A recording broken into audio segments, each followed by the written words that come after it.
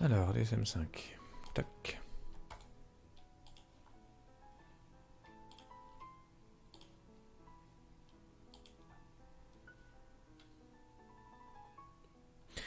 Alors, avant que ça bug, je présente un petit peu la vidéo qui va arriver. Je suis en train de monter, hop là, une vidéo pour ma chaîne YouTube. Hop. Je vais mettre ça comme ça. Là. Alors attends, que je mette un petit peu mon Swift.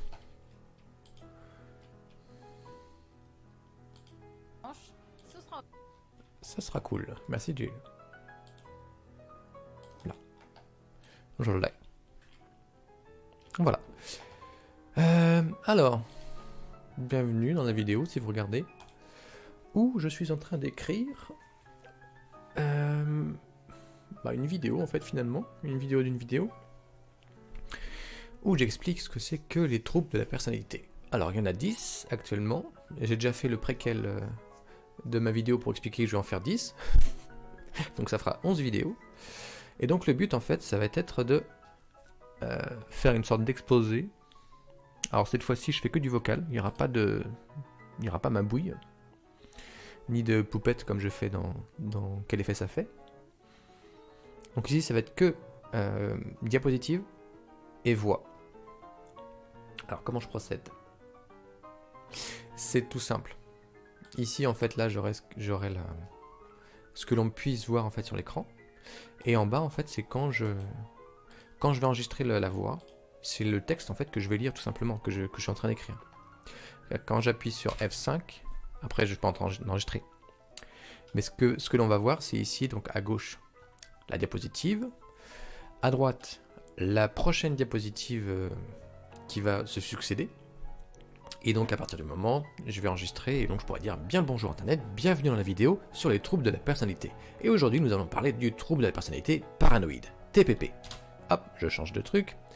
Elle vient s'inscrire dans la série de vidéos sur les troubles de la personnalité. Petit rappel, le DSM5 classe les 10 types de troubles de la personnalité en 3 groupes, A, B et C. En fonction de catégorie, bref, je suis pas en train d'enregistrer donc je m'en fous. Et donc dans ces troubles de type ABC, tac tac tac, donc au fur et à mesure aussi il faut que je mette les textes qui se défilent au fur et à mesure. Et il faut que je mette des tops à chaque fois qu'il faut que je change de texte. Bref, donc j'en suis rendu là. J'en suis rendu à la structure même, enfin j'ai quand même avancé, parce que normalement je démarre de zéro. Je démarre mes recherches de zéro et donc après je les planifie à gauche, donc en fonction de quoi je parle. Donc alors je vais baisser juste un tout petit peu le son. C'est du Chopin, si vous... Je suis sûr que... Hop là. C'est juste que moi quand je travaille j'ai besoin de me concentrer avec de la musique. Ah, c'est tout petit.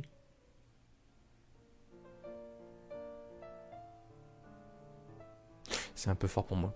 Bref. Et donc je démarre du DSM5. Tac. Toujours. Pour les prochaines vidéos, ça sera comme ça. Par la suite. Tac. Donc je commence avec le titre. Alors, bien sûr, c'est moi qui ai fait toute la disposition. Donc là j'ai mis dièse 1 parce qu'en fait ça va être la première vidéo. J'ai déjà fait une préquelle. Trouble de la personnalité paranoïde. Et donc là je vais expliquer en exposé ce que c'est que les troubles de la personnalité paranoïde. Ensuite j'expose ce que c'est, d'où est-ce que je viens, d'où est-ce que ça vient, pardon. Oh, j'ai envie de faire ça. Un petit reflet comme ça. Tac. Donc on est parti sur le groupe A, alors ça va être très long hein, parce qu'il y a 10 vidéos à faire. Et donc là c'est parti. Paranoïa. Le terme paranoïa, qui tire son origine du grec para et nos, signifie à côté de l'esprit. Alors comment je peux faire moi? Comment j'avais fait la dernière fois? Ah c'est mes slash. Je crois que c'est mes slash. Attendez. C'est parce qu'en fait, donc quand on fait ça, j'ai aussi les transitions aussi à repérer. Alors 1, 2, 3, 4, 5. Donc en fait mes transitions, à chaque fois, quand je vais cliquer, ça va faire ça. Ah bah on voit pas. En fait ça va venir quand je vais venir sur ma page, quand j'aurai pas appuyé sur la barre d'espace, ça sera vide. La première chose qui va arriver, c'est ça, 1, après le groupe A, 2, 3, 4, 5. Ça, c'est important.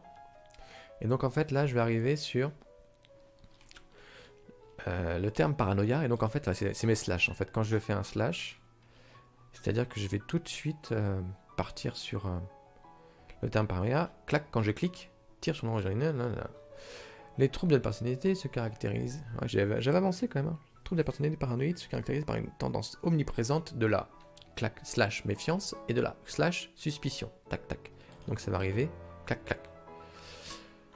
Injustifier des autres qui mènent à interpréter leurs motifs comme malveillants. La paranoïa est un slash, tac, état délirant, mais contrairement au délire hallucinatoire, qui pose au premier plan la rupture avec la réalité, le délire paranoïaque s'appuie sur un mécanisme interprétatif. Attends, c'est pas compliqué ça? Contrairement au délire hallucinatoire, c'est pas hallucinant en fait, c'est ça. C'est pas une hallucination. Un délire paranoïaque, c'est juste... Il n'y a pas de... D'accord. Bon, je vais dire ça, mais c'est assez... Ensuite, deux formes à ne pas confondre. Donc slash, les troubles de la personnalité au fonctionnement... où le fonctionnement paranoïaque se trouve être constant et constitutif de la personnalité. En fait, c'est que ça reste, ça bouge pas. On parle alors de personnalité paranoïaque, qui est un type de personnalité pathologique, d'accord? Celui d'un délire paranoïaque. C'est un épisode de paranoïa aigu. Aigu, en fait, ça veut dire que c'est pas acquis, c'est juste à ce moment-là, c'est qu'en fait, c'est une sorte de bouffée délirante, et puis après, ça peut partir. C'est une personne n'ayant pas forcément une personnalité paranoïaque. Il correspond à une perte de contact dans le monde réel, mais qui peut s'estomper. Voilà, c'est à l'instant. Je vais marquer à l'instant T, hop là. Peut survenir hop là, un délire. Alors, qu'est-ce que je dis de persécution? De méfiance et de suspicion? Je vais pas dire persécution.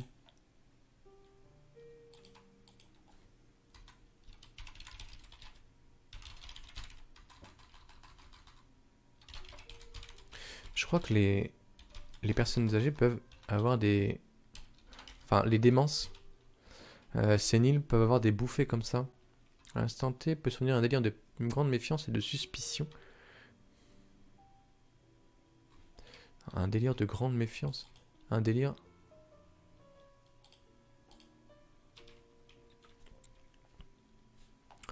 de suspicion. Hop là. Puis...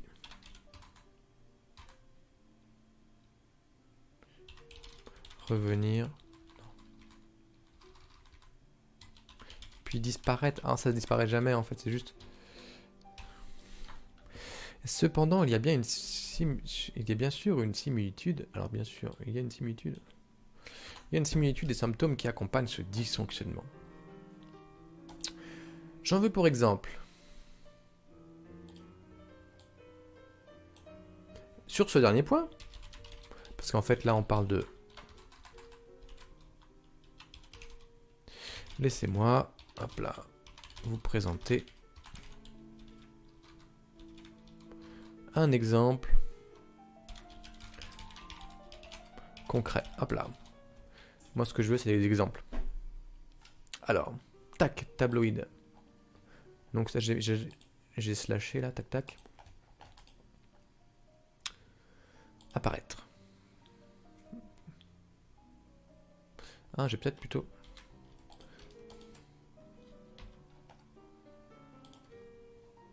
Tac, ça vient. 1, 2. Je vais le... Hop. Je vais faire comme ça. En fait, c'est le premier slash. Tabloïd Kanye West qui en 2016 a dû être hospitalisé.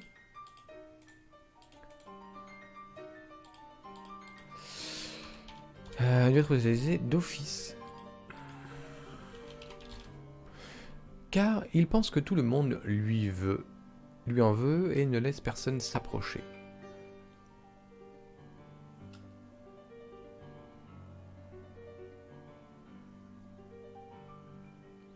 Alors attends, il pense que tout le monde lui en veut et ne laisse personne s'approcher. a déclaré sa femme à cette période.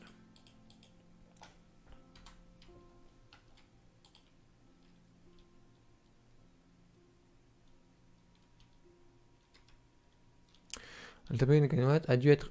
Ah, alors. Est-ce que je slash ici? Tabloïd, Kanye West, qui en 2016 a dû être classe / hospitalisé de fils car il pense que tout le monde lui en veut et ne laisse personne s'approcher, a déclaré sa femme à cette période. Il aurait dit quelque temps avant d'être admis aux urgences: je mets en danger ma carrière, ma vie, mon bien public quand je parle à vous tout comme ça. Ce qui veut rien dire. C'est vraiment une traduction dégueulasse, a déclaré M. West dans un discours similaire samedi. Bref. Ce que je vais faire, c'est ça.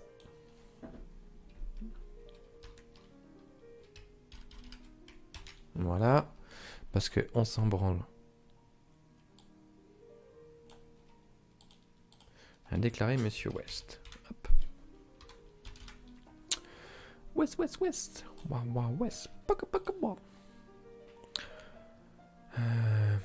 On s'en fout, dans un discours similaire. Ça, on peut arrêter. Oh, quoique. Regardez. Eh oh. Eh oh. Arrête. Ah. Je suis assis ici pour vous donner toute ma vérité. Ouais, c'est vraiment un délire paranoïaque, on dirait. C'est fou, hein. J'ai l'impression qu'un délire paranoïaque, il faut vraiment être égocentrique à un point tel où on se croit supérieur aux autres en fait. Parce qu'il dit: je suis assis ici pour vous donner toute ma vérité. Même au péril de ma propre vie, même au risque de mon succès, de ma propre carrière. Je suis assis ici pour vous donner toute la réalité. Cela révélait un délire de persécution. Grave. Voilà, en fait là, à ce moment-là, au bout de la 5e diapositive, je parle de persécution. Bon, il a été diagnostiqué trouble bipolaire. Bon, en tout cas, il a été diagnostiqué pour un trouble bipolaire par les psychiatres. Mais bon, délire paranoïaque et trouble bipolaire peuvent être associés. Psychiatre. Ok, donc là, j'ai fait un exemple d'un délire parano. Ça me va. Alors, quelques chiffres. J'aime bien marquer quelques chiffres. Oh, quoique, non, je vais le lire comme ça.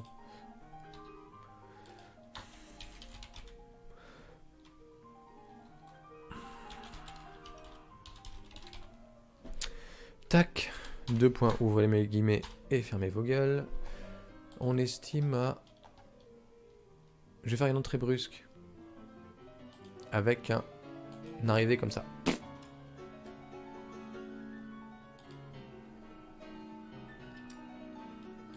Entrée brusque. Avec une arrivée comme ça. Une entrée brusque. Avec une arrivée comme ça.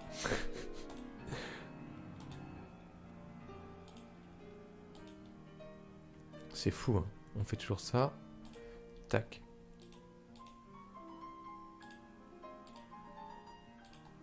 Est-ce que j'ai utilisé la même photo? Bah non. Ça, c'est le cri. Je vais peut-être mettre faire... allez, pour les nantis.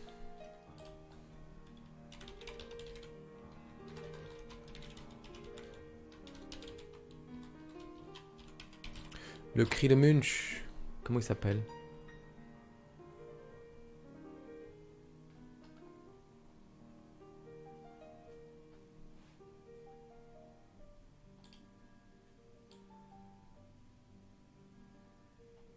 J'ai envie de mettre ça. Est-ce que c'est un peu trop ou pas? Parce que tu vois, ça c'est le cri de Munch, mais de Munch. De Munch. Ah, c'est pas réellement le cri de Munch en fait que j'ai fait. Il faudra que je prenne plutôt ici. Donc ça jarte. Cependant...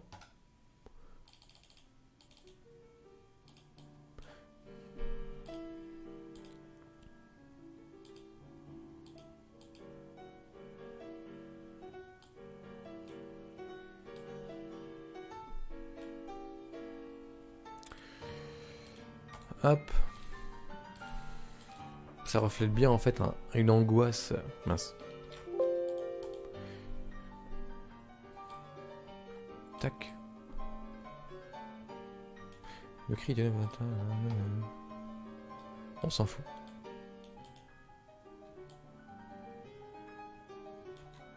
Réalisé entre 93 et 1917, c'est tellement vaste. Genre.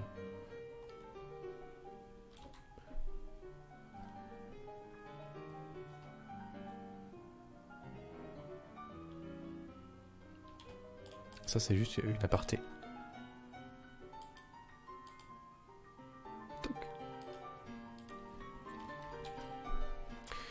Donc, quand j'arrive là... Attends, c'est quoi? C'est Alt F5? Non, c'est pas ça. C'est Shift L5? F5? Non plus. Putain, je sais plus. Maj F5. Ok. Donc quand j'arrive ici, j'ai fait mes switches. Bah normalement j'ai fait Maj F5. Voilà. Quelques chiffres. On estime que slash 2,3 à 4,4% américaine souffre des troubles des patients. Slash de 2 à 10% parmi les patients psychiatriques vus en consultation et de 10 à 30% parmi les patients psychiatriques hospitalisés. Slash on estime qu'il est plus fréquent chez les hommes. Ouais. Il existe certaines preuves de prévalence accrue dans les familles. Certaines données suggèrent un lien entre les troubles, les abus émotionnels et ou la violence physique et psychique aussi. Et une victimisation pendant l'enfance. D'accord. On peut dire ça. Donc cette diapo, c'est bon. Let's go to symptômes. Ah, j'ai envie de... Est-ce que je laisse ça comme ça? Ouais. Tac.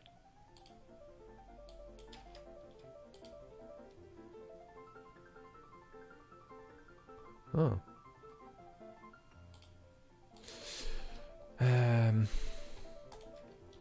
Alors,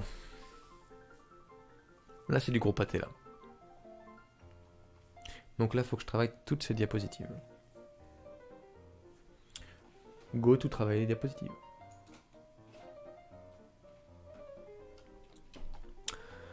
Alors, on va parler des symptômes. Des symptômes.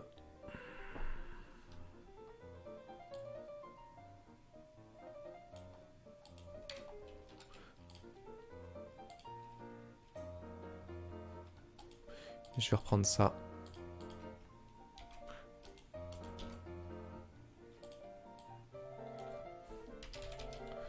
Alors, se sent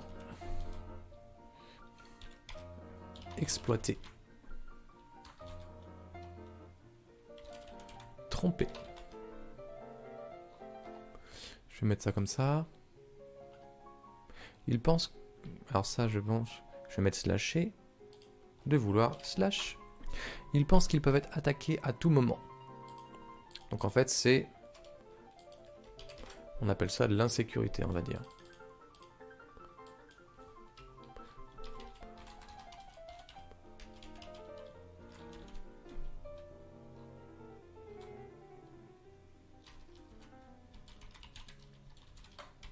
Ça s'écrit comme ça, sur le qui-vive. Donc en fait, ça demande une ressource cognitive très importante, en fait. Tu m'étonnes.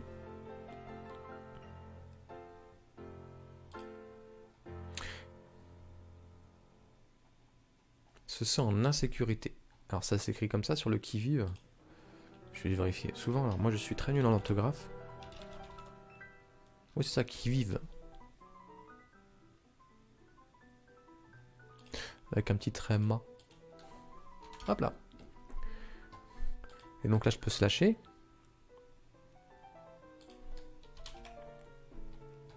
Ils persistent dans leurs soupçons et leurs pensées en absence de preuves.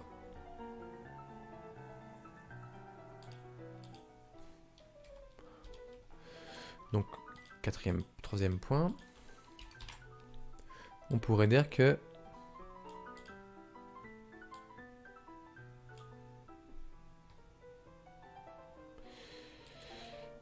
soupçon.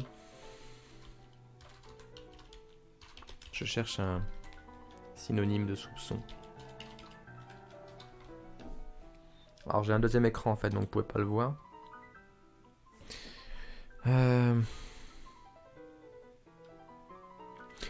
Méfiance, même sans preuve. M2.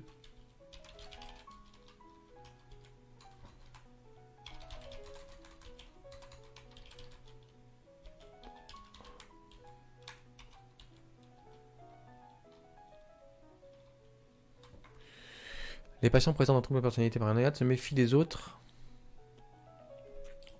et partent du principe se méfient des autres. Ouais, ça peut être intéressant ça. Tac. Partent du principe que l'on veut le nuire ou le tromper, même lorsque c'est peu ou lorsque ce n'est pas justifié. Alors, méfiance même sans preuve et méfiance. Tac. Des autres.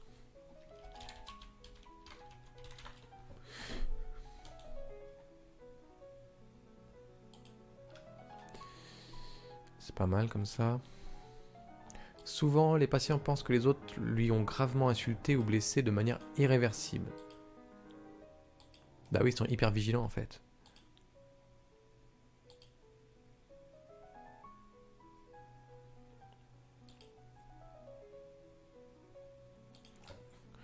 Hop là. Non, c'est pas ça. Ah bah si je fais ça. Ah, c'est bon. Nickel. Se sent insulté.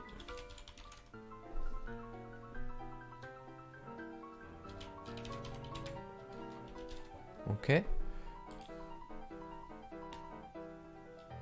Sur le qui-vive, ouais, en fait, j'ai en train de redire exactement la même chose. Une hyper-vigilance, tu m'étonnes. Ils doivent être à bout de... Quand ils sont...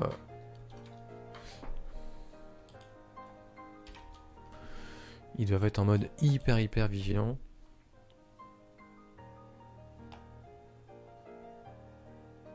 Il examine de près les autres à la recherche de preuves et d'appui sur leur obsession.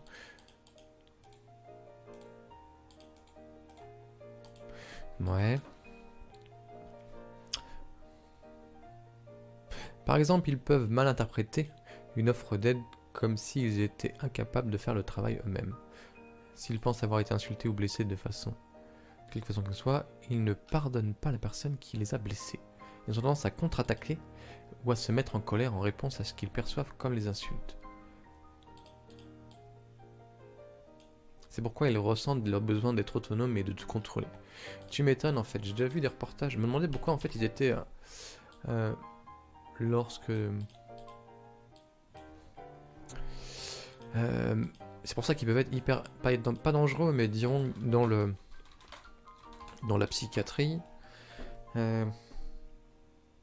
Quand ils sont... Bon, quand ils sont dans une bouffée de délire, c'est pas possible de leur parler. Et c'est à ce moment-là où effectivement, oui, ils se mettent en colère de fou. Et faut faire très attention. Parce que dans un délire... Et c'est pour ça qu'ils se mettent en colère. En fait, c'est pas un truc genre... un repli sur soi, c'est vraiment une explosion colérique. Et je vois très bien la personne, effectivement, dans une... en délire paranoïaque, s'exploser sur un truc alors que...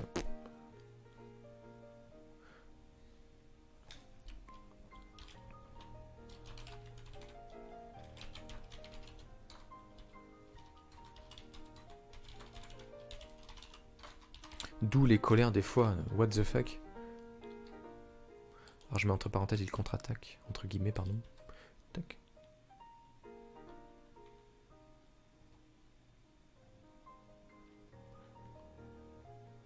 Ah, je vais faire ça plutôt.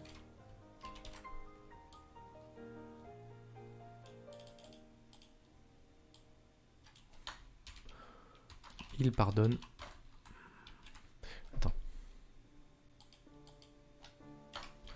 Il ne pardonne pas la personne.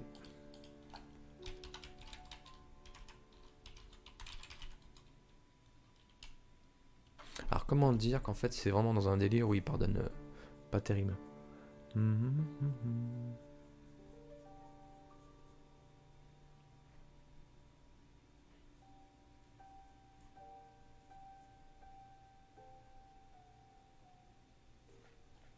Bon, on va laisser comme ça.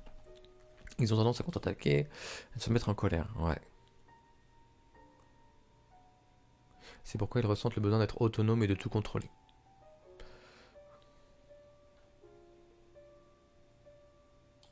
En fait, je vais faire ça.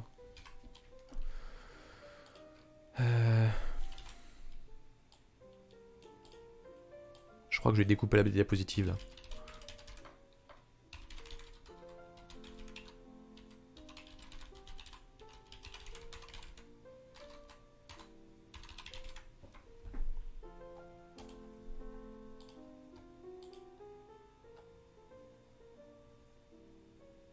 Alors, ces patients hésitent à se confier ou à développer des relations étroites avec les autres parce qu'ils craignent que les informations soient utilisées contre eux. Ouais. Ils doutent de la fidélité de leurs amis et de celle de leur conjoint ou leur partenaire. Ils peuvent être extrêmement jaloux. En fait, ouais, je vais refaire une autre diapo parce que là, il y a beaucoup d'informations. Donc, je duplique. Là. La deuxième diapo, c'est ici. Et donc tout ça,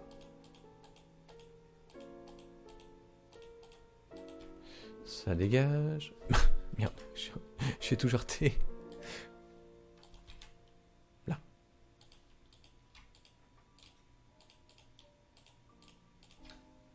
Ok.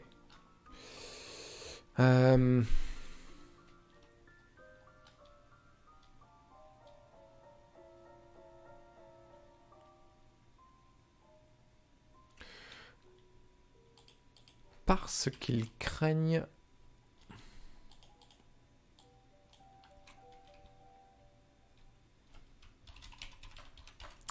Il craint. Alors c'est la crainte, c'est ça? Putain, alors moi, l'orthographe. Il craint, ok. Attends.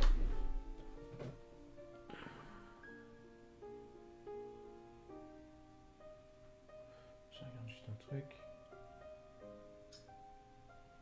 Pas d'information de la tour, nickel. Hop là. Blabla. Il craint...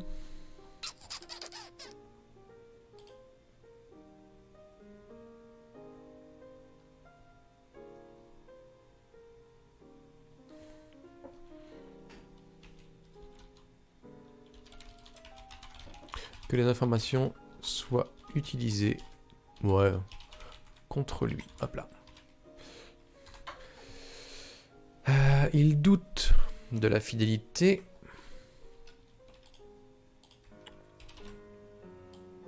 Après, ça, ce sont des symptômes mineurs, ça.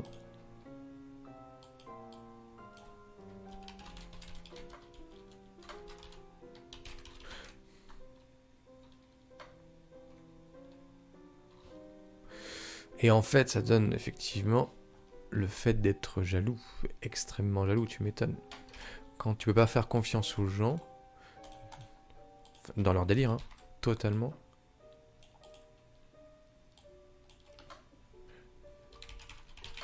Mais ça, c'est en lien les deux. Hein.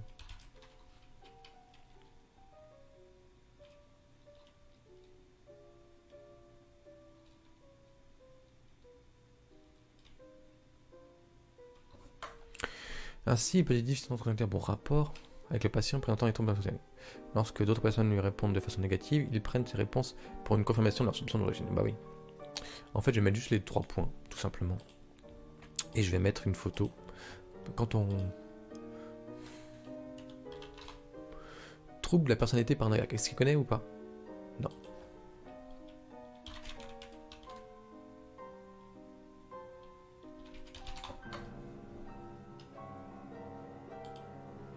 Putain, j'ai pas utilisé celle-là. Non.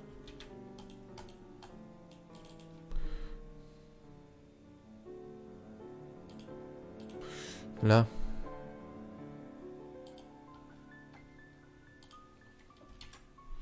Donc là, les symptômes.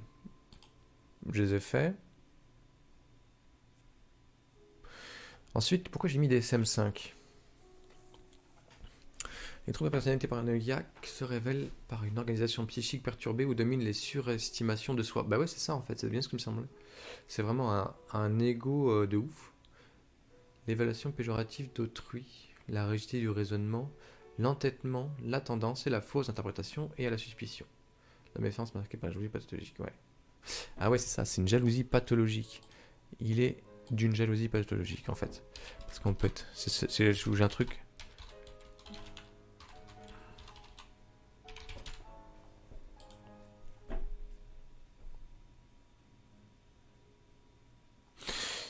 je marquais, je résume. Alors...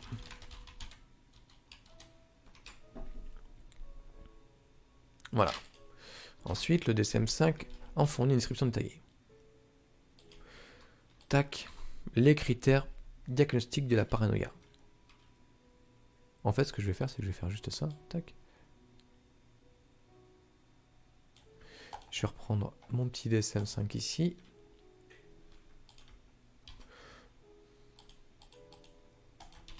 Et je vais l'implémenter là.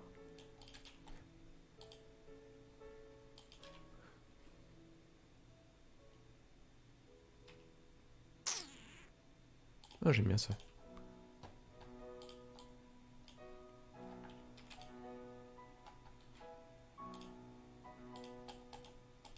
Alors, les critères. C'est grand, ça.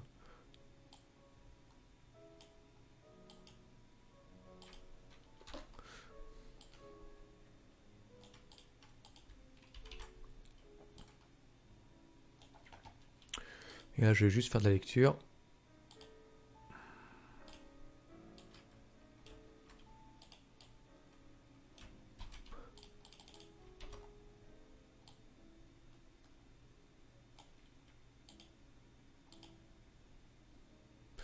Blanc.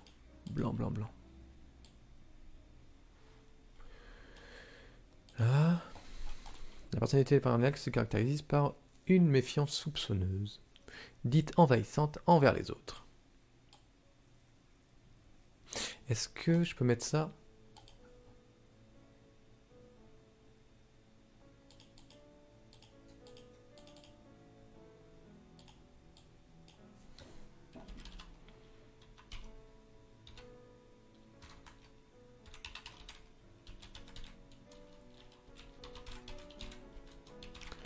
Hop là, voilà. Voilà. Le mécanisme sous-jacent et l'interprétation, la personne ayant la conviction absolue d'une intention malveillante des autres.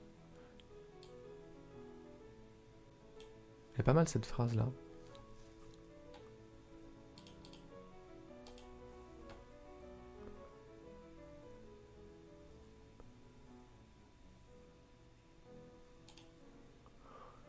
Pour envisager un tel diagnostic chez une personne, il faut identifier au moins 4 des 7 manifestations suivantes. Et là, en fait, j'ai flashé.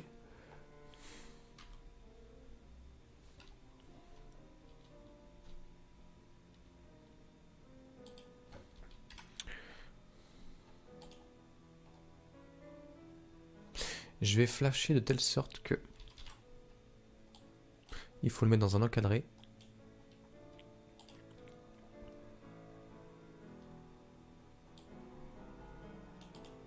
Ça va être short, mais bon. Il va y avoir beaucoup trop d'informations sur le...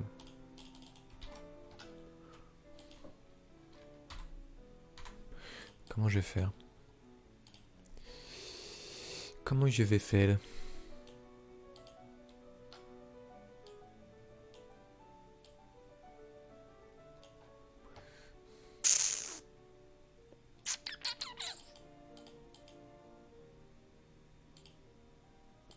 Est-ce que je peux faire un remplissage?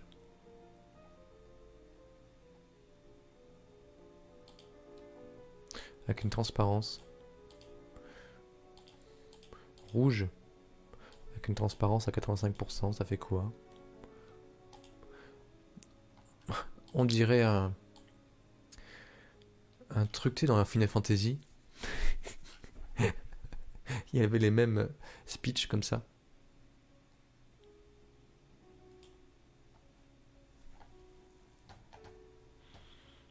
J'ai fait mes... Ouais. Alors. Et donc en fait, il va falloir que je mette 7 critères. Tac, tac, tac, tac, tac, tac.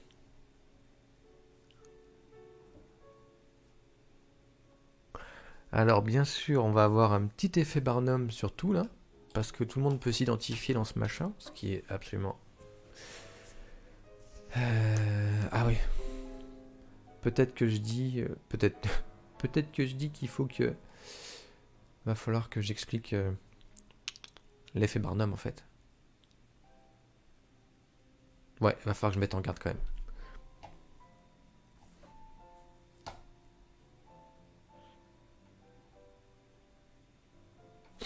Va falloir que je fasse un...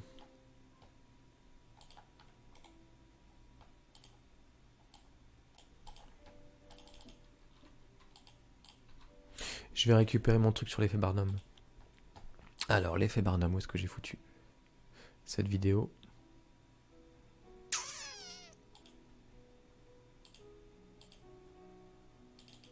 Vidéo PDV comme point de vue. Mon effet Barnum, il est où? Il est là. Ma vignette est là.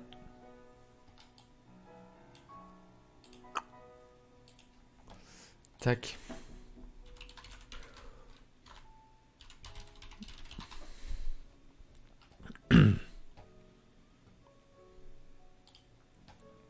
Pas mal celle-là.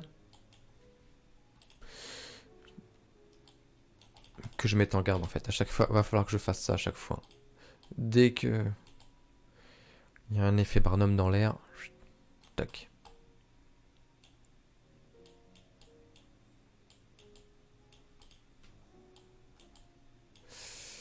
Ça au milieu. Non, je vais mettre légèrement en quinconce.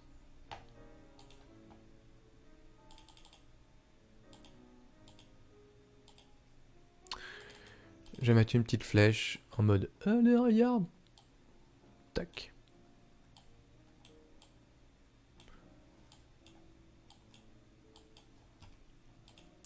Petit panneau, bien sûr.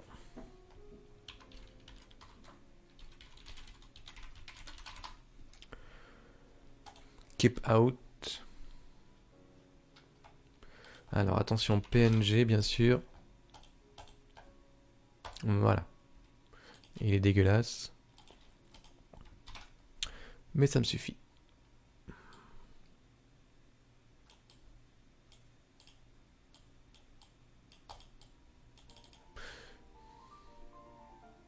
Ah oui, d'accord, le PNG il se met...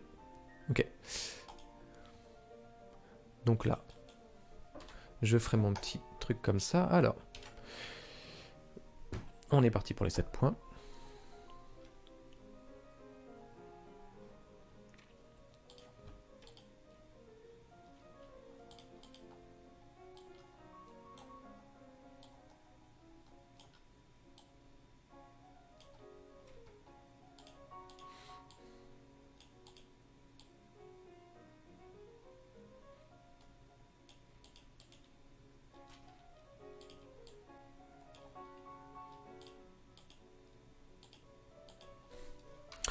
Peut-être que je dise...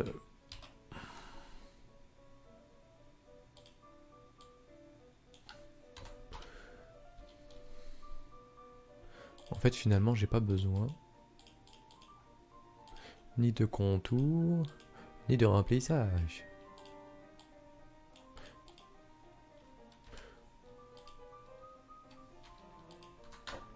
Alors, bien sûr...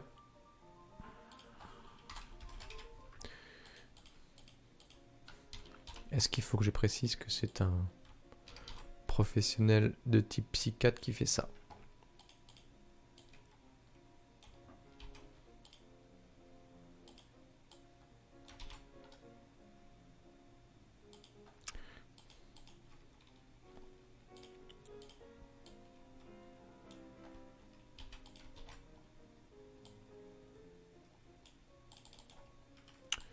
Tac.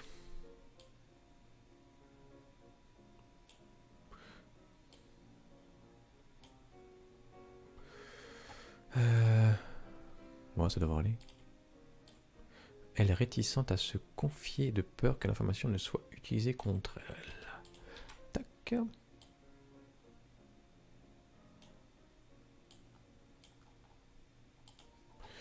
1, 2, 3. Nous irons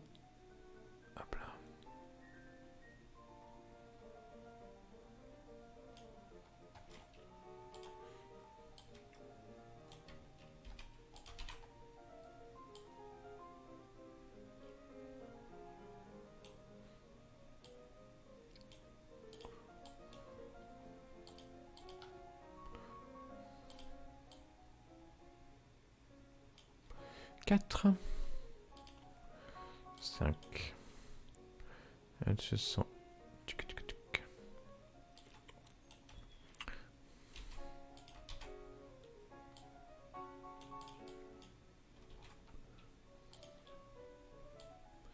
Ça, c'est le moi-je en puissance, ces personnes-là. Enfin, sans être dénigrant. Très rancunière. Hop là. Alors, 5, 6, 7. Est-ce que ça passe comme ça?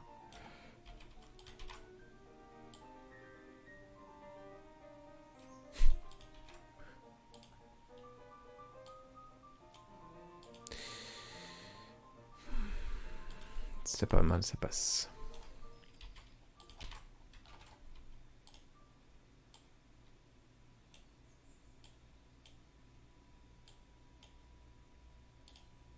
Alors.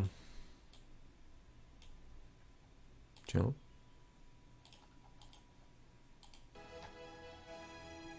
Oh, c'est dégueulasse.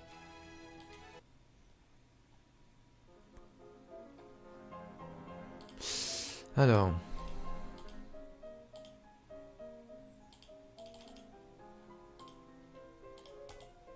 Donc.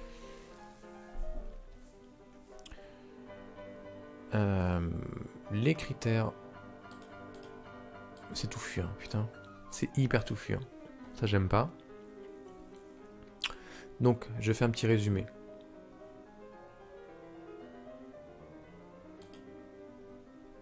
Les critères diagnostiques de la paranoïa. Donc là, je slash. Premier slash.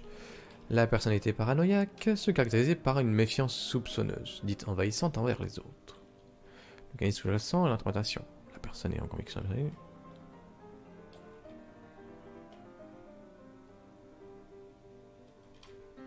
En fait, là, c'est une troisième redite. Hein.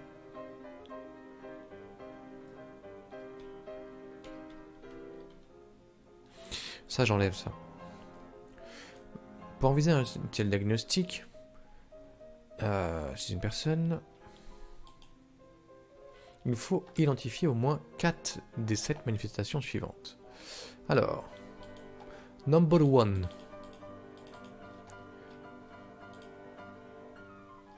Faire un fondu. Elle s'attend, sans raison suffisante, à être trompée ou exploitée. Ok. Je vais slasher, je m'en fous. Je slash, je slash, je slash. Ok. Je fais un fondu, ça ira beaucoup plus vite. Alors, préoccupé par... Non.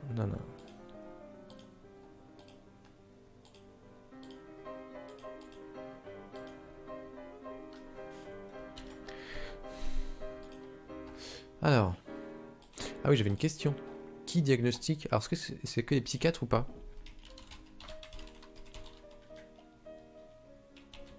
Qui diagnostique paranoïa? Paranoïé. Est-ce qu'il est le seul?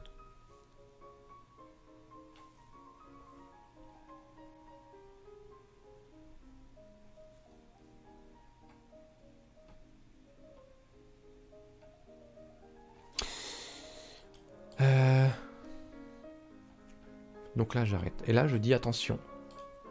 Alors.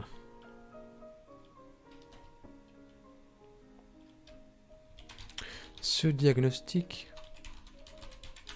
est bien sûr proposé par un professionnel de santé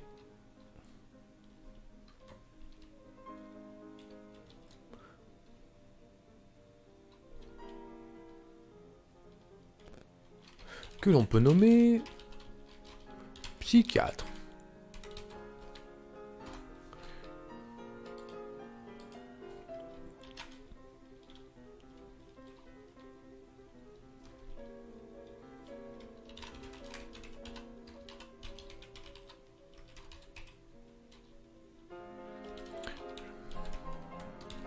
Je mettrai un bémol, hop là, Pour l'autodiagnostic, je mettrai un bémol et vous mettrez également en garde.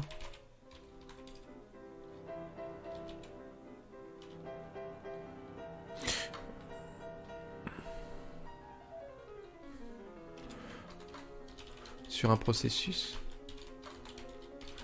que l'on appelle l'effet Barnum. Hop là. J'ai fait une vidéo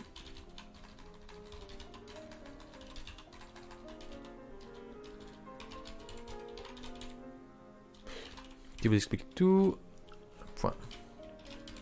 En effet, comme c'est la blague, en effet, nous avons tendance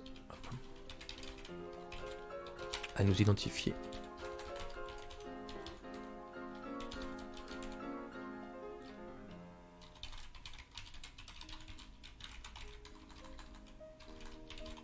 Et cela, malheureusement, amène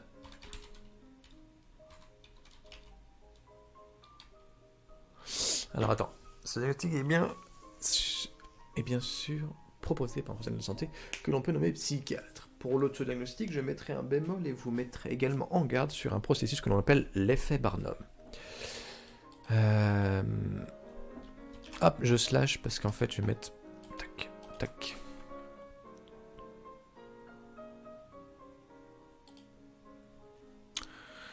J'ai fait une vidéo qui vous explique tout. En effet, nous avons tendance à nous identifier sur pas mal de choses et cela, malheureusement, amène à un mauvais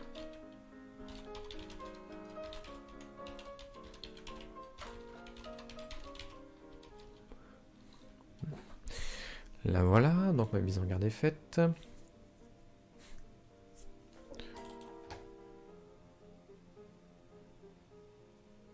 Est-ce que je peux faire un cadre rouge? Ouh, c'est nul.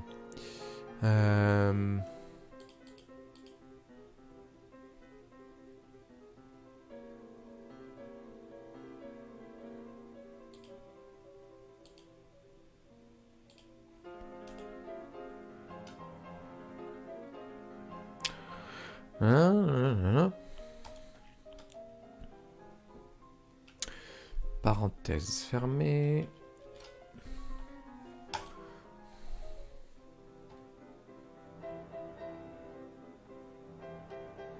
Alors, qu'est-ce que je voulais dire là-dessus? Putain, en fait, j'avais pas mal bossé dessus. Hein. Je me rappelais plus. J'avais laissé ça vacant. C'est un truc de fou.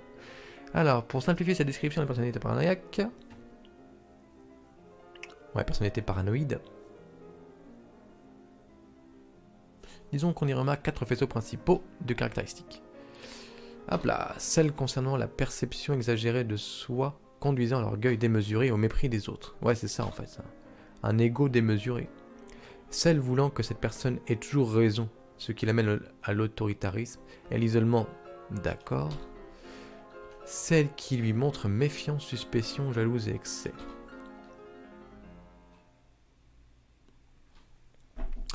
Et enfin, je mettais enfin, c'est plus joli, celle où elle recherche à imposer ses jugements arbitraires et ses raisonnements erronés, son déni de la réalité, et où elle a tendance à la domination des autres. Ce que j'ai envie de faire.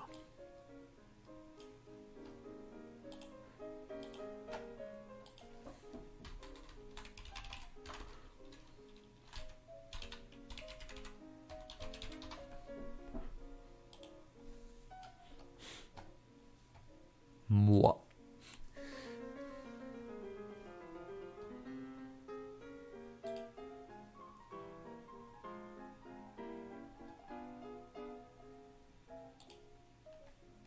Il y a celle-là ou celle-là. Ah, j'aime bien celle-là.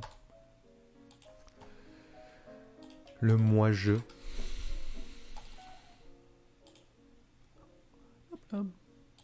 Alors, on va renigner.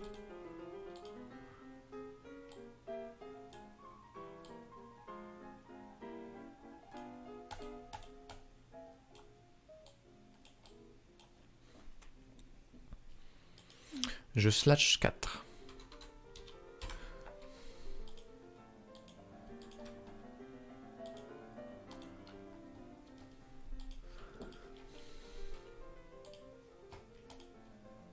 Alors, est-ce qu'on peut dire...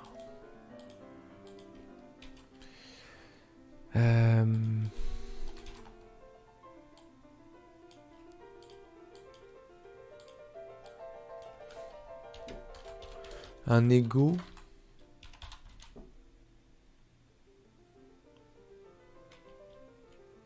démesuré?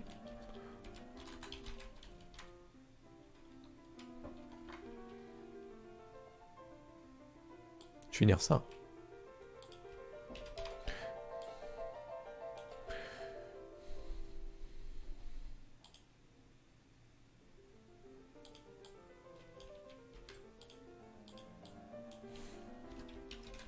J'ai toujours raison? C'est pas mal ça, pour résumer le fait que... avoir toujours raison...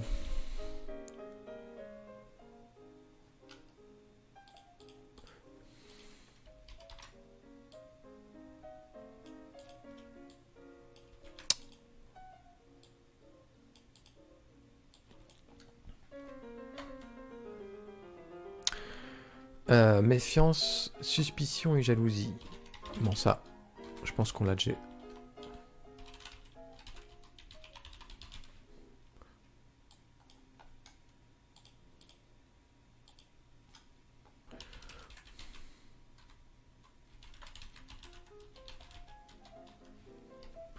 Voilà. Et enfin, celle où celle recherche à imposer ses jugements.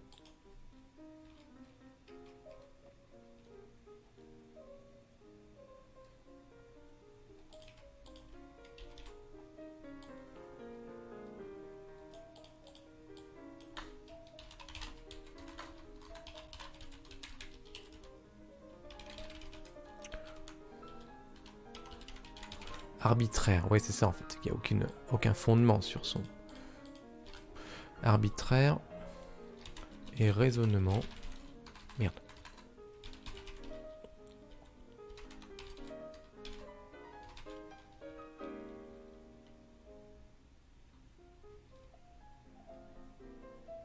Ah, attends.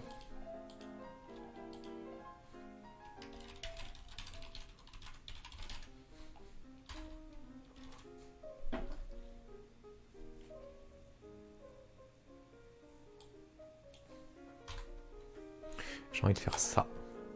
Ça résume à peu près en fait. Déni de la réalité.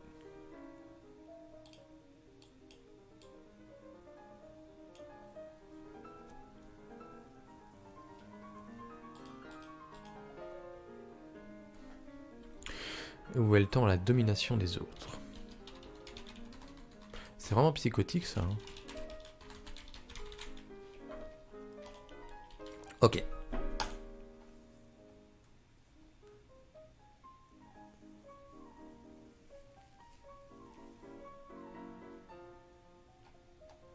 Ça, je l'ai fait, ça. Parce qu'en fait, la personne par le classement est classiquement caractérisée par 3 traits comportementaux principaux. Et pourquoi il y a marqué 4 traits là?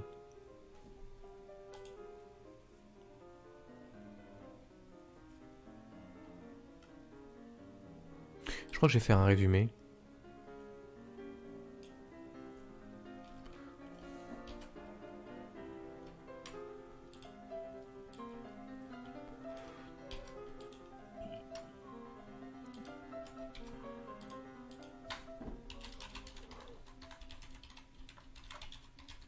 On peut le résumer par une hypertrophie ou autophilie.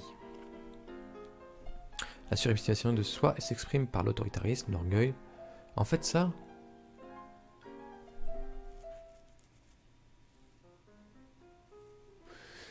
est toujours raison. Alors...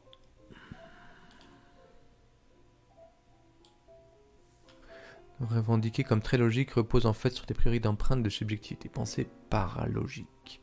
La critique d'autrui est rejetée même lorsqu'elle est justifiée. Psychorigidité. Le sujet paranoïaque ne tient en effet pas compte des arguments d'autrui. Voilà, il cherche davantage à imposer ses... En fait, je vais faire un résumé.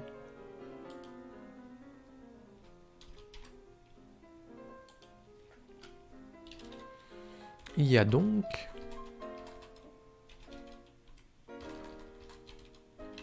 fausseté du jugement.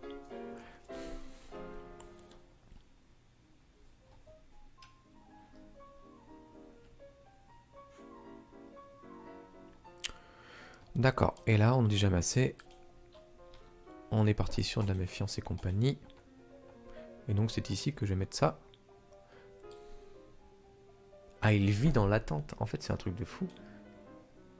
Il anticipe même le fait d'être... C'est pour ça que... Ouais, d'accord.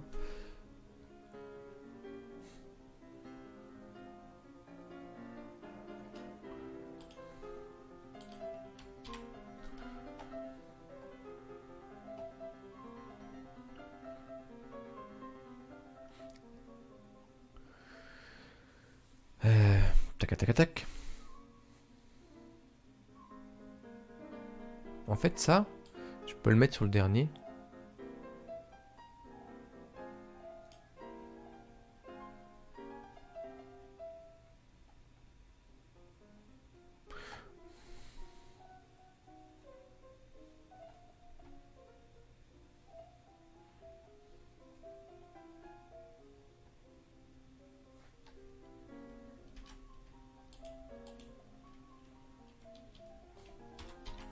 Émotionnel froid, en fait, c'est qu'il a, il a vraiment un émotionnel froid. Ouais. Bon, on va dire que c'est comme ça.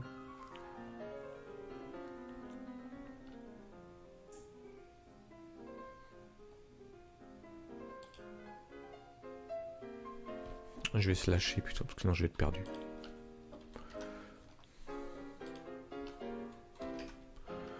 Ça fait combien de temps? Ça fait 1 heure que je suis dessus et j'ai fait que ça pour l'instant. Enfin, j'ai presque fini en fait, parce que je voulais me chercher un café. Je vais faire un café. Voilà. Je reviendrai.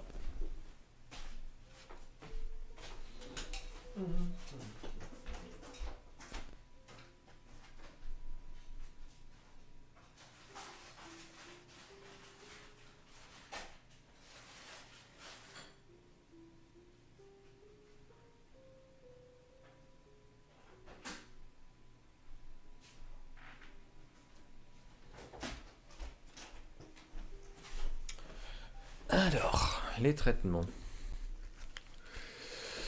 Les traitements cognitifs, bah oui, c'est que les thérapies en fait finalement. Enfin après on va les bourrer de...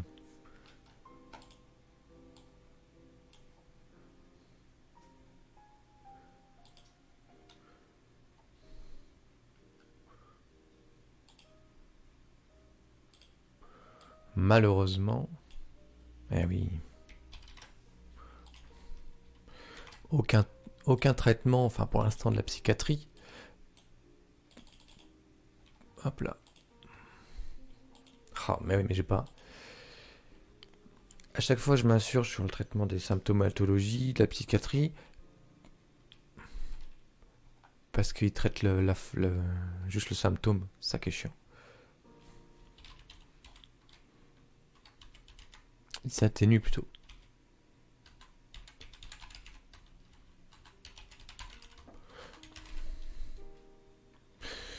Là.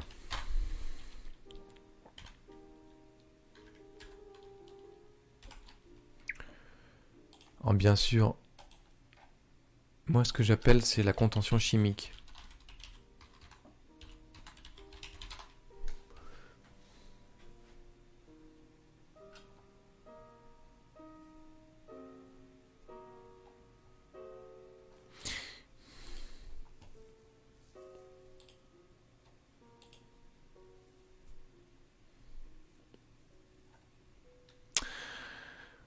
Aucun traitement, donc en fait, le traitement général du trouble de... malheureusement, aucun traitement. Hop là, je switch sur une animation. C'est quoi ça flotte en entrée? Ok, ça me va. Alors...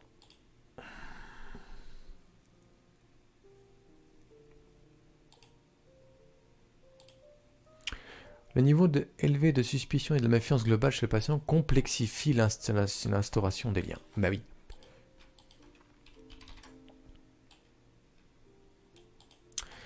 Qu'est-ce qu'on pourrait dire? C'est là. Comment on appelle ça?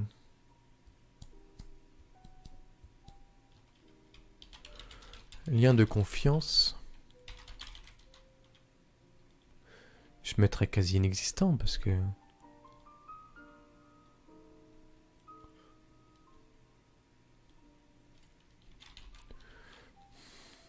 Avec le praticien.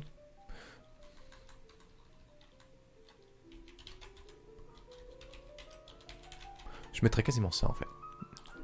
Le lien de confiance quasi inexistant avec le praticien de toute façon.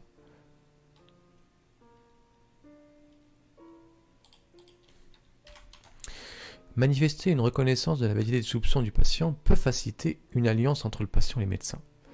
En fait, il faut...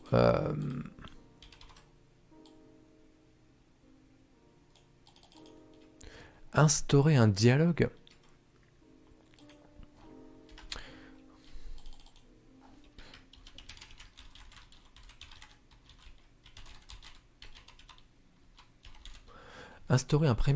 un prémisse de dialogue. Je sais plus comment c'est écrit.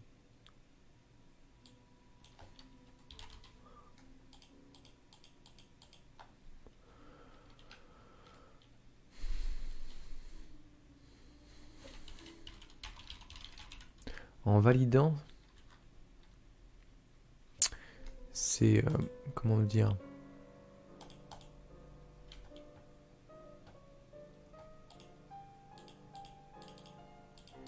en validant le fondement, c'est chaud, hein,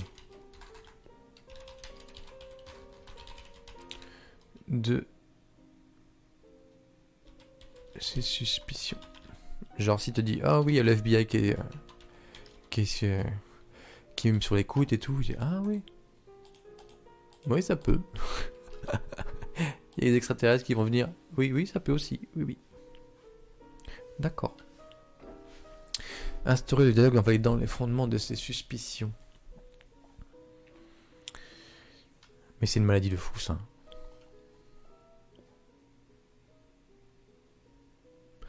Talence pour créer une alliance.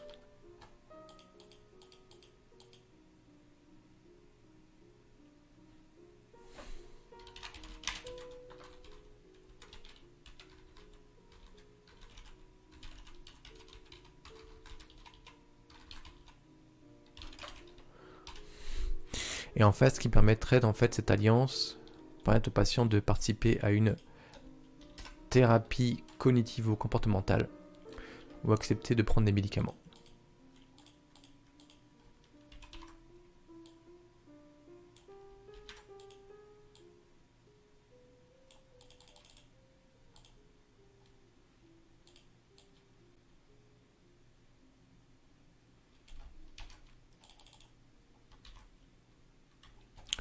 Là.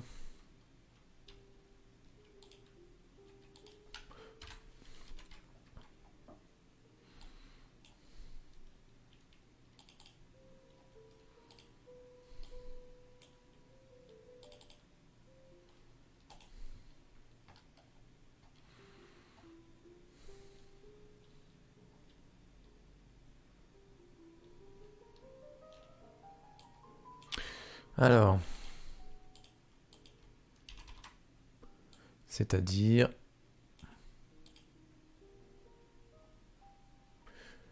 comment je sais pas de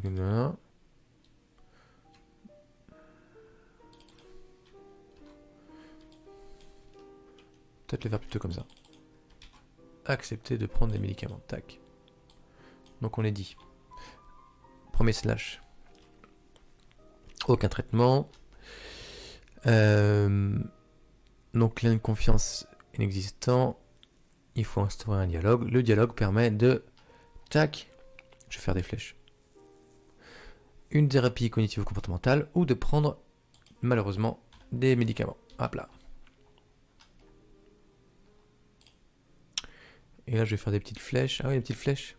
J'aurais dû les... Attends, comment on fait déjà? Comment fait-on? Alors...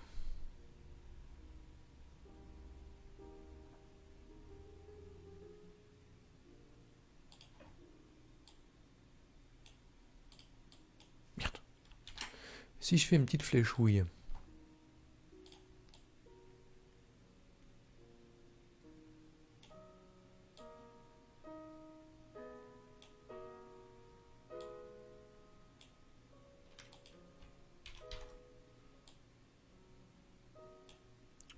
Est-ce que ça va être dégueulasse comme ça ou pas?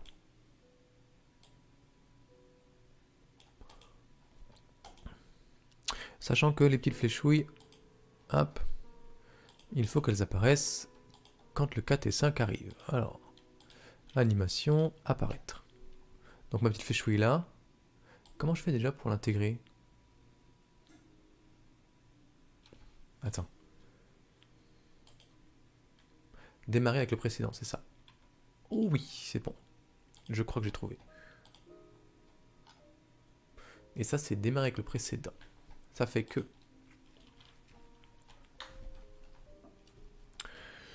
Ça fait que...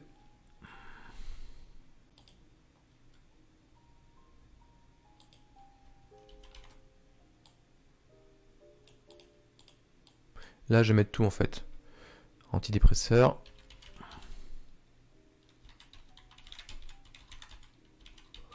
Antipsychotique, c'est fou.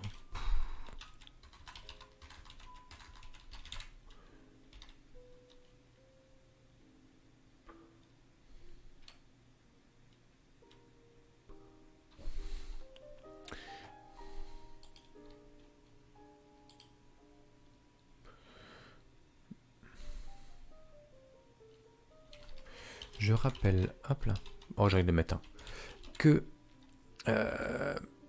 les médicaments ne sont là que pour traiter le symptôme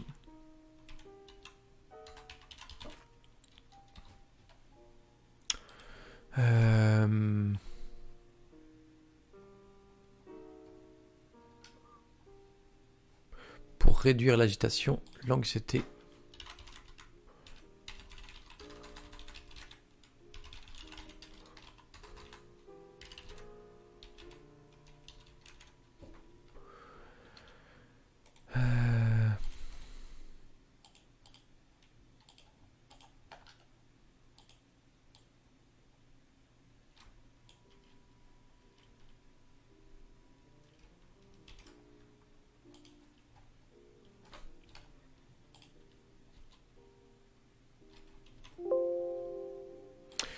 Et moi, je parle de ça.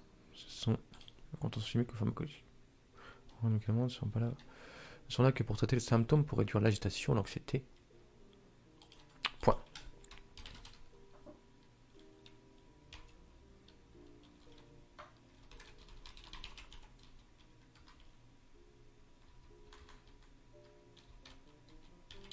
Il se cache finalement derrière une appellation.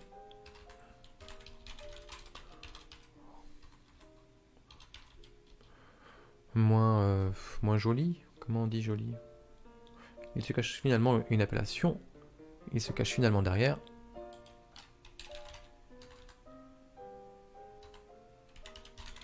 une appellation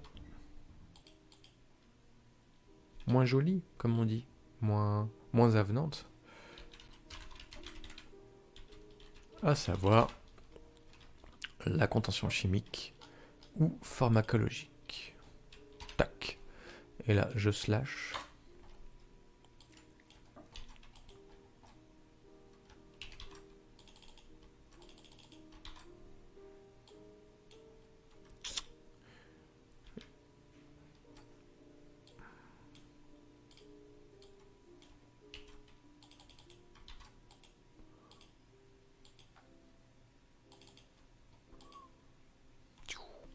Ok.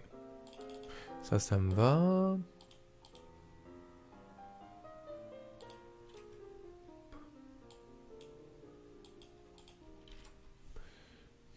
Ça donne quoi là? Mage F5. Thérapie cognitive, le traitement général de la trouble de personnalité paranoïaque est le même que celui que les troubles de la personnalité. Malheureusement, aucun traitement ne s'est avéré efficace pour traiter le trouble de personnalité paranoïaque. Le niveau élevé de suspicion et de méfiance globale chez les patients complexifie l'instauration de liens. D'accord. Manifester une reconnaissance de la validité des soupçons du patient peut faciliter une alliance entre le patient et le médecin. Cette alliance peut alors permettre au patient de participer à une thérapie cognitivo-comportementale. Merde. J'ai pas vu celui-là. Donc, thérapie cognitivo-comportementale ou accepter de prendre des médicaments. Exemple, antidépresseurs, antipsychotiques, atypiques, prescrits pour traiter des symptômes spécifiques. J'ai pas de slash, faut que j'en mette un. Je rappelle que les médicaments ne sont là que pour traiter le symptôme, pour réduire l'agitation, l'anxiété. Ils se cachent finalement derrière une appellation moins avenante, à savoir la contention chimique ou pharmacologique. Il me manque un slash.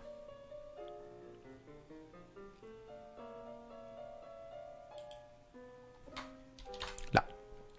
Par contre, j'ai un slash ici qui m'embête. Je vais le mettre comme ça.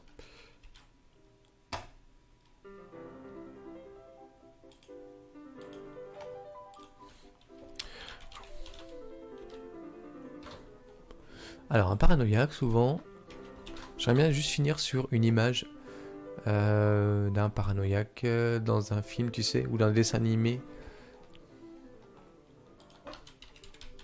Je vais me chercher mon café. Tu sais, avec un truc sur la tête, là. Attends, chercher mon café. Voilà.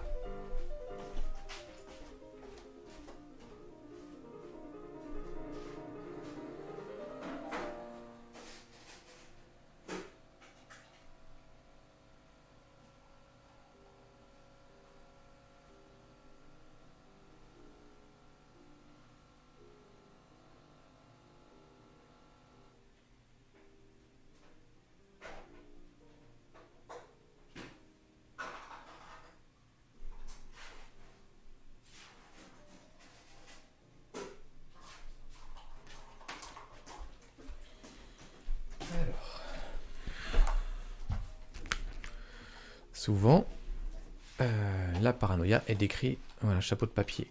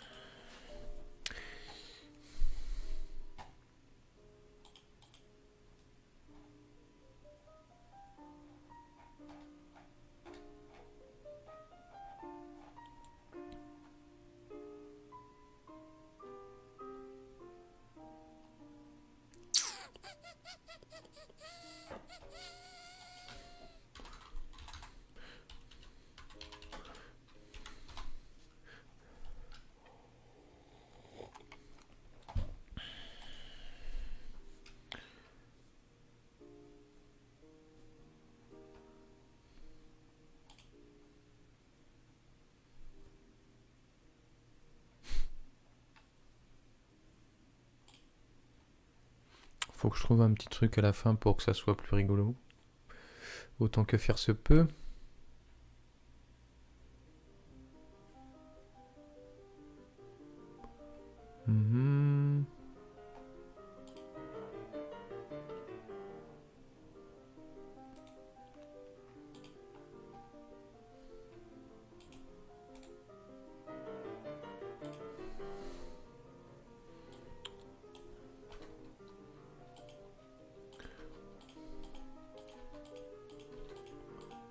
Merde.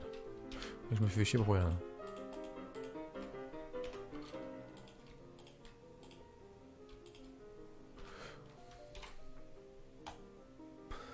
Là.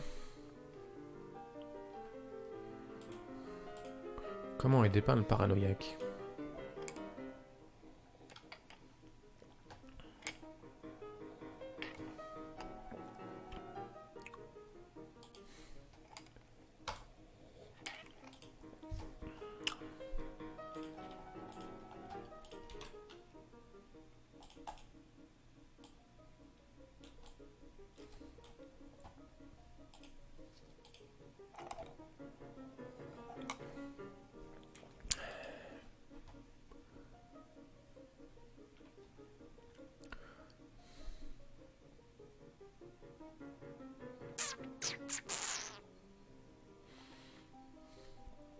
Y a pas un truc avec...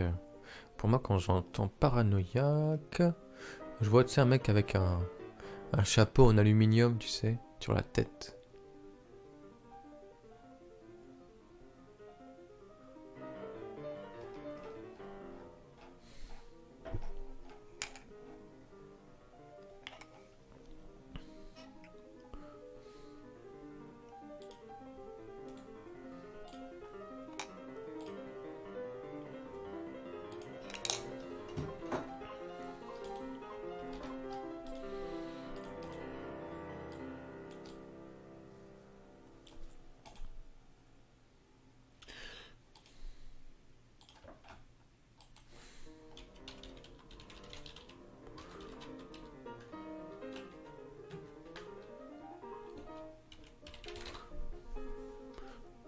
Pour moi, c'est ça. Ça bug ou pas? Non, ça bug pas.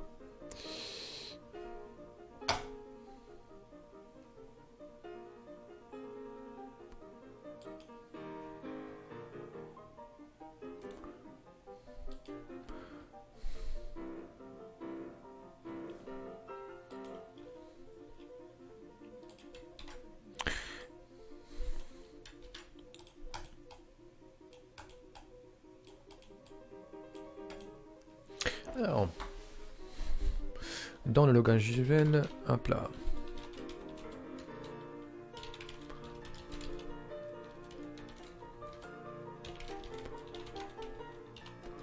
Peut traiter à sourire.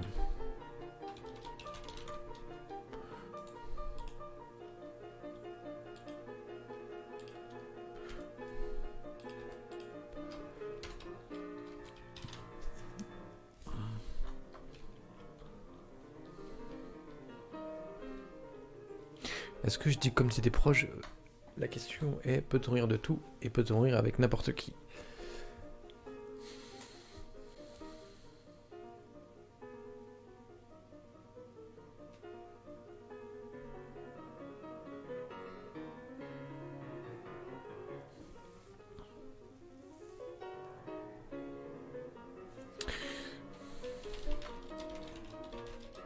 Il ne faut pas oublier que cela est une maladie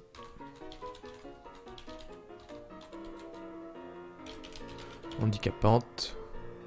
Est-ce que je me mets... oui, handicap.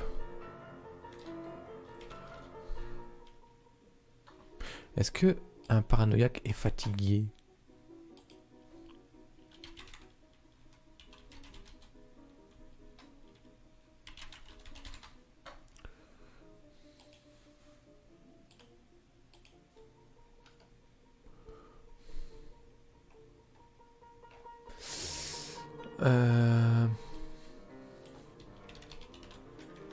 Est-ce que je peux avoir un témoignage?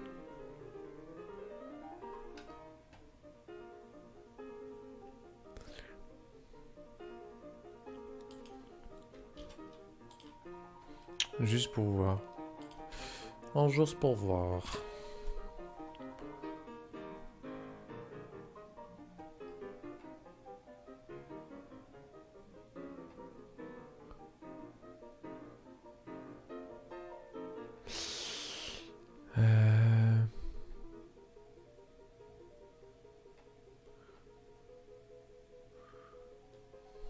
En fait, il n'y a pas réellement...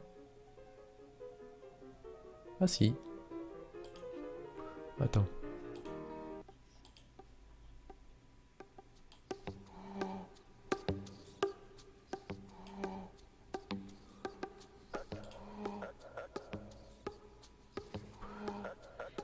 C'est what the fuck. C'est assez particulier. Hein.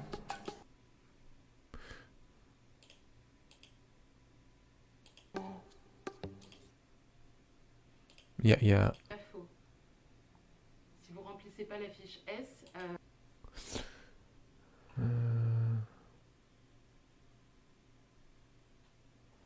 Ok. Ça me paraît assez particulier comme témoignage. Dans le langage visuel, être parano peut prêter à sourire. Il ne faut pas oublier que cela est une maladie handicapante.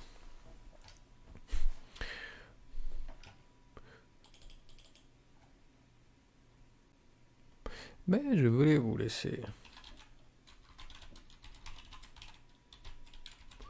quelques secondes, hop là, pour méditer sur ces quelques images. Tac.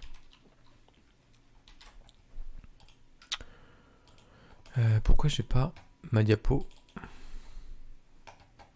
Ma dernière diapo là. Je termine sur ça?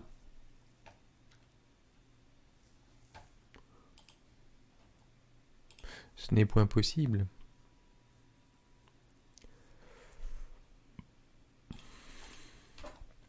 Je vais regarder sur les... Quel effet ça fait là? Je peux pas laisser sur ça. Hop.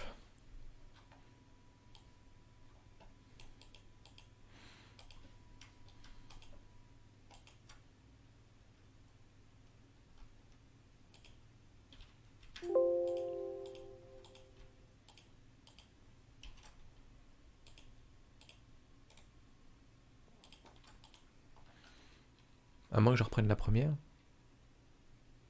Alors, je vais peut-être la reprendre la première.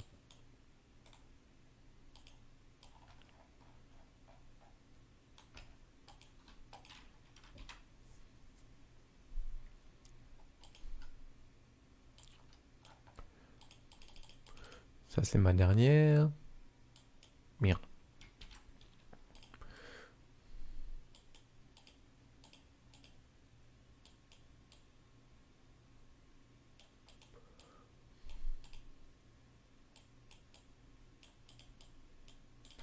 Est-ce que je peux...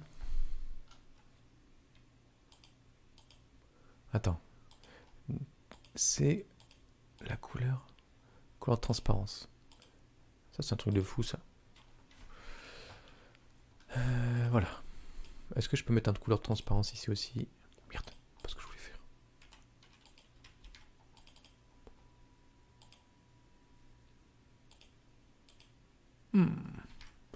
C'est pas grave.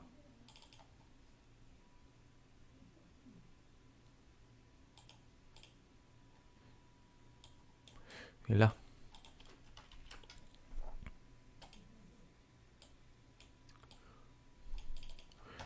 Est-ce que...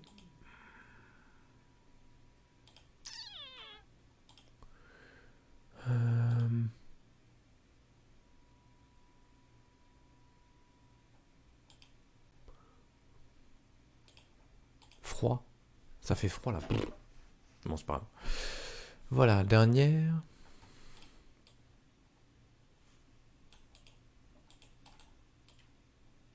Alors... Voilà, c'était la vidéo sur les troubles de personnalité. Voilà, maintenant, vous savez tout sur la personnalité paranoïde. N'hésitez pas.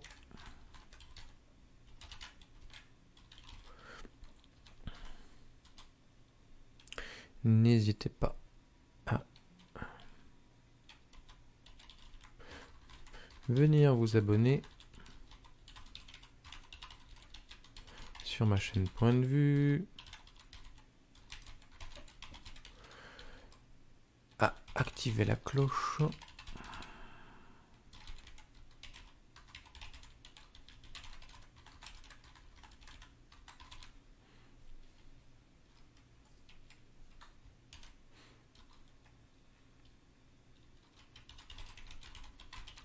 Instant promo étant fait avec brio.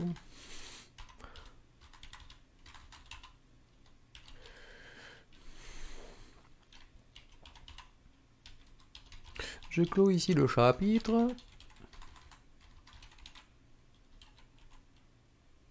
Et vous dis à très vite. Et après, je vais laisser un petit peu switcher. Hop. Avec une musique, bien sûr. J'ai une musique, je me rappelle plus. Qu'est-ce que j'avais utilisé avec mon avant-propos là? Qu'est-ce que j'avais utilisé?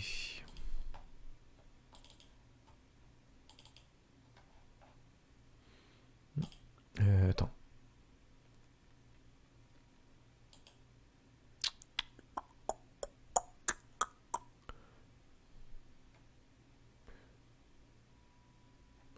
Putain, je me rappelle plus comment ça s'appelle. Attends. Alors, je réfléchis. Là. J'ai pas de musique.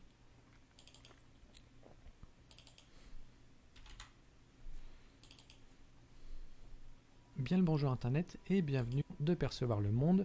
J'ai même pas de La musique. psychothérapie peut aussi aider à la personne à prendre Ah, si. conscience de son rôle dans la création de ses problèmes et l'aider à modifier son comportement socialement indésirable. Et le sens de soi.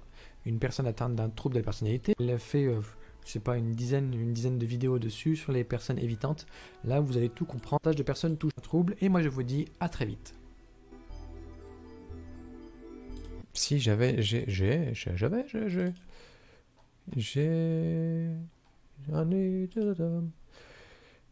de la musique pour ça. Est-ce que j'avais pris mon truc sur Space là? Ouais, c'est ça.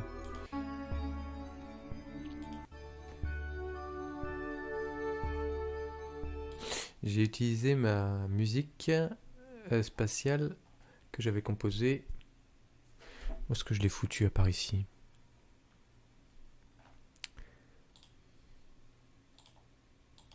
Project Music. Putain, il m'a plus. C'est peut-être là-dedans. Qu'est-ce que c'est que ça? Putain, je me rappelle plus. C'est celui-là? Non.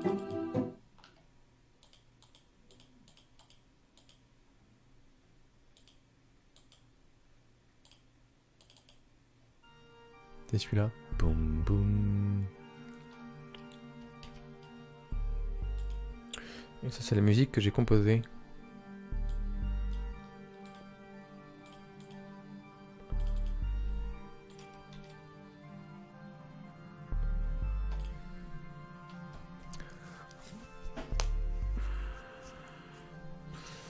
Alors attends, faut que je vérifie. Quand je fais ça, tac, ok. Maintenant, il faut que je règle mon OBS.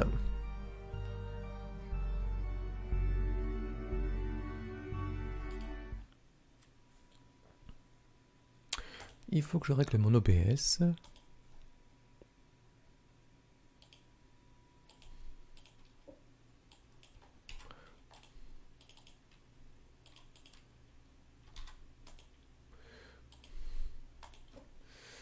Est-ce que... Ah ouais, je pourrais donner... J'ai toujours hésité à donner tous mes trucs là.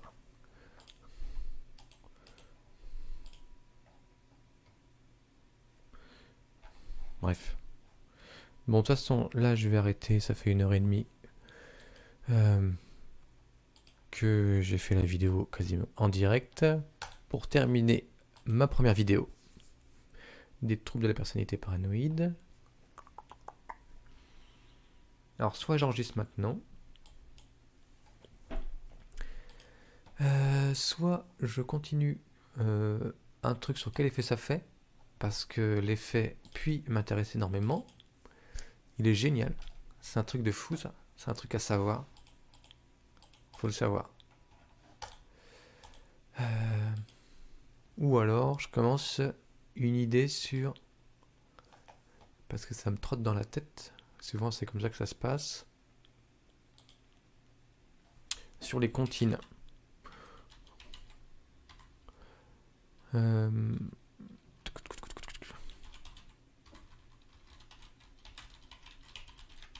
Parce que je peux te dire que derrière les comptines, il y a des trucs de fou, il y a des histoires de fou. Il y a des histoires de sexe, de viol, de meurtre, de trucs, des bazars, c'est fou. Hein. Les petites comptines, on dirait pas qu'il y a des choses cachées, des contrepétries de malades. Donc ça m'intéresse de pouvoir développer. Ce sera un truc assez rapide à faire. Donc voilà, je coupe le live et on se dit peut-être à bientôt. Ciao.